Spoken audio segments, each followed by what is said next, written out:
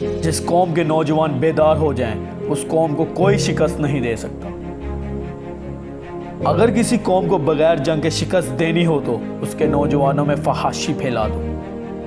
باوقار قوم کی طرح زندہ رہنا چاہتے ہو تو اپنی روایت کو نہ بھولو۔ دو قسم کی لعنتوں سے بچو، مایوسی اور ذہنی عیاشی۔ انسان پہلے مایوس ہوتا ہے، پھر ذہنی عیاشی کے ذریعے راہ فرار اختیار کر لیتا ہے۔ کسی قوم کو اگر تباہ کرنا چاہتے ہو تو اس قوم کی عورتوں کو بے پردہ چھوڑ دو، وہ قوم خود بخود تباہ ہو جائے گی۔ افسوس، اس تباہی کو تباہی نہیں بلکہ ماڈرنزم اور اوپن مائنڈڈ کا نام دے دیا گیا ہے۔ ہمارے رب نے ہمیں بے حیائی اور برے کاموں سے بچنے کا حکم دیا ہے، جبکہ آج فحاشی اور عریانی ہمارے معاشرے میں اس طرح سرات کر گئی کہ ہم اس کو گناہ نہیں سمجھتے اور اس کا احساس تک نہیں کرتے۔